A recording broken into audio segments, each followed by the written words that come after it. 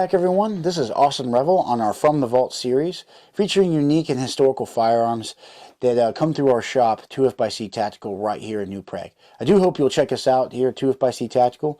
The cool thing is a lot of these guns that we show off do go up for sale in our shop, and we do hope you enjoy the videos. If you do, please like, comment, and subscribe. We love to hear from you, and of course visit us if you can. With that being said, we're going to continue on the Walther journey here.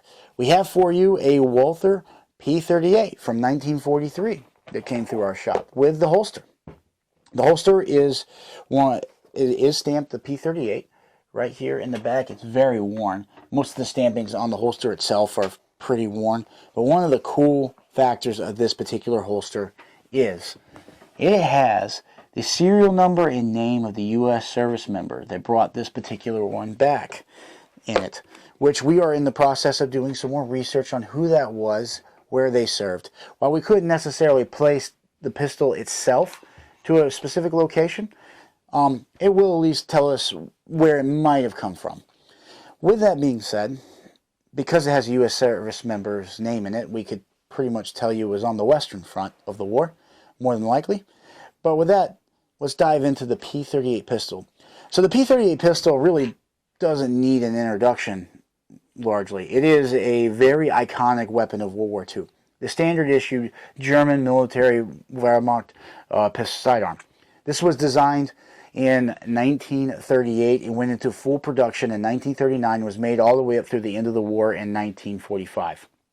Now, we all know about the Luger, the P08 Luger. Germany was using those as their standard issue sidearm.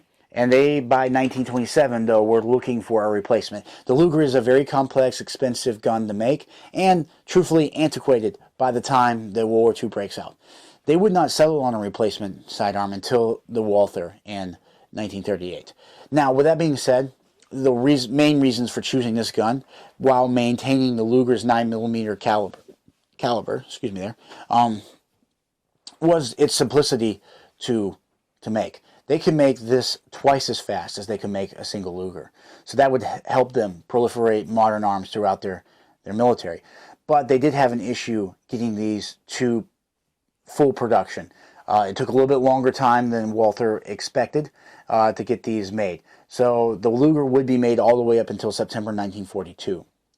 And that's why you will see them throughout the war, including late war. Now, with that being said, Karl Walther is kind of the Nazi Germany go-to for gun design, especially when it comes to sidearms. We talked about several designs before. This is another one of them. He's the guy that they would end up going to when they were looking for updated pistols. Very similar to how we would do John Moses Browning back in World War I, and so on and so forth. Now, while he didn't necessarily have the breadth of designs like John Moses Browning, I'm not putting him on that level, but that would have been kind of the relationship that the German Reich had with Karl Walther. He designed this pistol, again, featuring some fairly unique modern designs. So the PPK that we have talked about previously was a direct blowback pistol. This is a locking pistol, a barrel locking design. Why? Because 9mm is much more powerful. That's why. So you do need that locking interface. Now, this gun would feature, again, some somewhat modern features that we see to this day, very similar to what they did with the PP series. Loaded chamber indicator. It is a single double action pistol with a decocker. This allows the individual to chamber a round and then decock it safely and carry it with a round in the chamber where it's still ready to go. Now, yes, it did feature a safe fire, but you could comfortably carry it with the safety off with the heavier trigger pull of the double action. Now, this one does feature the typical stampings that you would see on the pistol from the period. It features the nice Bakelite pistol grips here, and there it is on the slide, the nice Waffen stamps there. The AC for the Walther factory code right there, right below the 43, right there. Now, these pistols would go on and have kind of a long life. So yes, World War II, we mainly know these from World War II. There's the German issue sidearm. The truth is, the Germans actually used these post-World War II. These would not actually filter out of German, I out of German service members' hands and be fully replaced until 2004. So a gun made in 1938 served with the German military all the way up to 2004. They would be rebranded and kind of reworked though post-war. So 1960s, West Germany is looking for a sidearm. They settle on the P38. There's a lot of them lying around. However, to disassociate themselves with Nazi Germany, they rename and rebrand it to the P1. It does feature some differences in the build. So this particular one is an all-steel built pistol. The P1s would do an aluminum slide. They would eventually add a hex screw to the trigger mechanism, again to reinforce it. It's aluminum, obviously not as strong as steel, so they did do some reinforcement throughout the period. The P1 though is an excellent pistol. When you look at it, especially when you look at it from the top down, the exposed barrel, it looks like a Beretta M9. That's because the Beretta M9 took what Walther did here and updated it into a modern double stack pistol. We should actually back up. The Beretta 1958 and so on and so forth had a lot of correlations with this. This overall design would be used and is still used to this day in the design of Beretta pistols. When it comes to this particular one, there is some differences in terms of, I guess I shouldn't say differences, I should say modernization, moving towards what the future would become. We live in the world today of the Glocks and polymer handguns, right? While this is an all-steel gun, it's not polymer, you're starting to see the plastic elements enter into the gun community for military use for some of the first time. Now, while they're Bakelite grips, they're not true plastic in the modern sense. This is replacing the wood grips that we would see still being used on, say, the 1911s. It would be used on the Browning high powers and other pistols of the time. You're starting to see that modernization go on through. The 9mm round. This was designed for the Luger. The Luger was designed in 1908. So the 9mm round has been around a while, but it was not widely adopted. And that's where we should kind of take ourselves back in time a little bit. Here in the United States, we use 9mm predominantly to this day. This pistol had a lot of the reason why 9mm has become so proliferated and the standard issue sidearm round for most militaries in the world. The Germans settling on this in 1938 and deciding that we're going to continue with this cartridge and we're going to build a better, more modern platform, really pushed that cartridge into the modern era and has made it what it is today. Now, while the 9mm that you and I are shooting is vastly improved over the 9mm that would have been shot out of a gun like this, this gun helped establish that round as the standard issued round. It certainly wasn't alone, and I'm not saying it was, but it had a lot to do with it. The cool thing, I think, about the P38 in general is, again, it kind of features a locked barrel. Now, this barrel is a detachable barrel. It's not attached to the frame. But the ejection port for the cartridge is open. Very similar to the 1936 Olympic pistol that we did a video on before.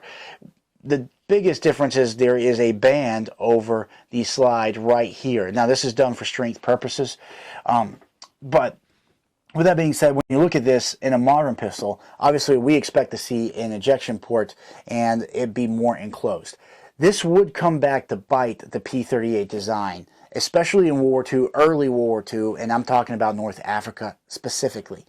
Now, with this kind of design, obviously everything's exposed. You have the barrel exposed always, even with or at least I should say part of the barrel exposed, even with the chamber closed by having this huge ported cut in the slide. But when you fire a round, it fully exposes all the internals, including the feeding mechanisms in the magazine, to the elements.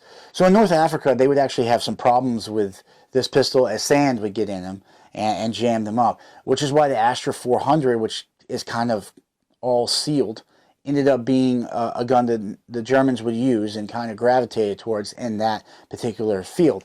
And this is something that the Beretta M9 would have to address with a very similar idea in terms of how they made that pistol with the slide. The major drawback to this gun, though, broadly speaking, is the magazine itself. It is a larger it's a larger handgun. And as you can see, it's got a fairly thick frame. Despite that, this is still a single stacked pistol. So I do not consider this necessarily the best handgun of World War II. It certainly was an extremely reliable, can't even speak there, an extremely reliable one, but I don't believe it was the best. I think the high power actually probably was the best, and I know for all you 1911 fans out there, you're going to fight me on that. The 1911 was certainly an excellent weapons platform. I just don't fully consider it a World War II gun. It's a World War I gun design that was serving admirably throughout, well, beyond World War II, we should say. But in terms of World War II designed pistols, I don't think that this necessarily was the best. With that being said, it did serve quite well, and the Germans really liked it. And I can see why. Another reason why they continued on with it all the way up to the early 2000s. Now, we should put into perspective West Germany, right, when they chose the P1. They didn't choose the P1 necessarily completely out of the pistol was so far ahead of everything around at the time.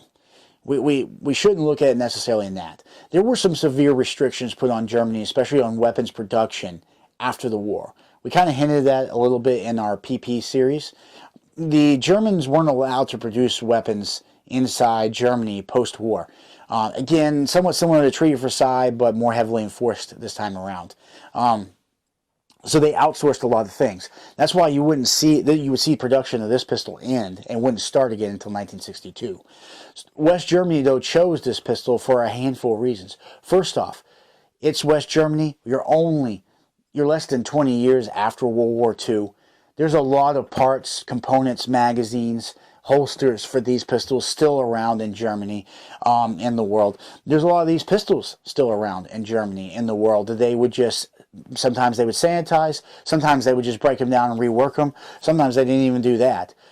They chose these out of the convenience of this particular pistol. So I don't want to say that it's necessarily done because it was just that far ahead of its time. Not necessarily true. There were certainly better pistols around that they could have chose from.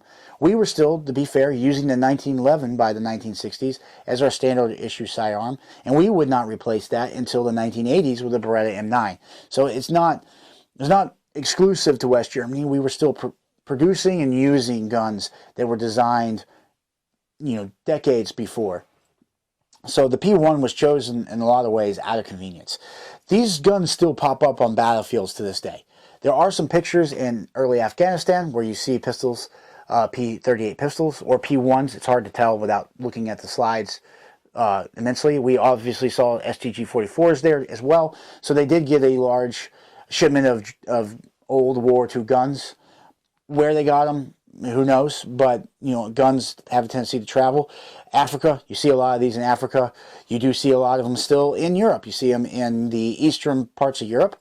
The Walther factory would actually end up on the Soviet-occupied side of Germany. That is where it originally was. They fled that side and relocated to Ulm, Germany. And that's where these pistols, when the P1 was put into production, would come out of. So these are really cool, very long legacy. Again, pop culture, you'll see these all over the place. And despite the fact the Luger is considered the creme de la creme German pistol, first off, it's a Swiss design. It's not a German design. This is a true German design. And secondly, it was designed in 1908, excuse me there, and very antiquated by the time the war broke out. This is the gun you would have seen. You would have seen this more often than anything else. They made over 1 million of them in that period, and it was quite a reliable service weapon. I do hope you enjoyed this video. Until next time, we have much more to come. Lots of German pistols coming up. Till next time, have a good one.